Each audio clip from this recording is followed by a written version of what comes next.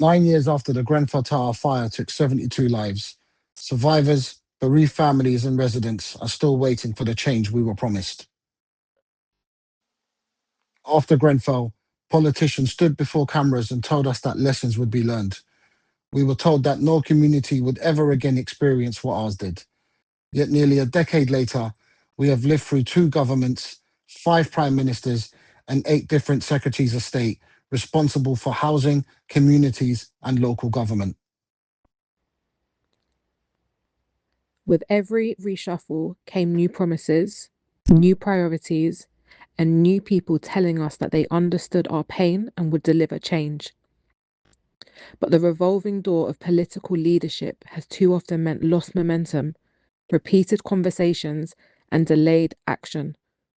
Governments may change, titles may change, and departments may be renamed, but for those of us still waiting for justice, the consequences of inaction remain the same.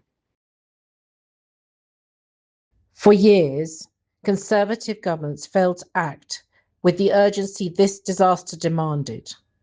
They oversaw delays to building safety reform, slow progress on dangerous cladding, and repeated failures to put residents at the centre of decision-making. But has a change of government really improved anything for us? Some families hoped that a Labour government would bring greater urgency, courage and accountability to the unfinished work of Grenfell. So far, that urgency has not been felt. Meetings have been held, expectations made clear, and the usual promises made by those in power. But these promises so far appear empty, and words alone do not make buildings safer or deliver justice. This is your responsibility. You hold the power, and with that power comes the duty to protect people's lives, not defend the broken system. The lessons of Grenfell must be turned into action, not promises. Grenfell number 2 must never be allowed to happen again. For those of us who lived through Grenfell, this is not about party politics. It is about whether this country truly values human life. The approach to decisions about the future of the tower itself has only deepened many people's pain. For a community that has spent 9 years fighting to be heard, meaningful engagement should have been non-negotiable. Bereaved and survivors met with Angela Rayner and expressed the need for the bereaved to be the centre of decision-making. Yet, within 2 years from her decision, Grenfell Tower will be gone, before the 10th year anniversary and before a clear path to justice. Grenfell taught the country the consequences of ignoring affected communities. Yet too often, governments still appear to struggle with the simple principle that most impacted must be listened to with honesty, respect, and care.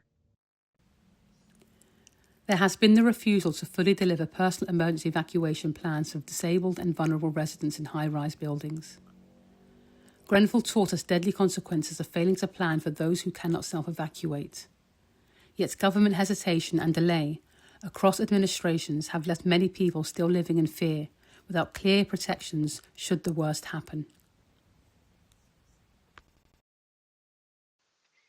The same is true of cladding remediation. Thousands of people across the country continue to live in unsafe buildings, trapped in homes covered with dangerous materials. Families remain burdened by uncertainty, spiralling costs, and fear. After 9 years and after repeated commitments from successive governments, there can be no excuse for such slow progress. There's been a failure to properly debar companies implicated in Grenfell from public contracts. The inquiry exposed shocking behavior, corporate dishonesty, and a culture where profits were placed above safety.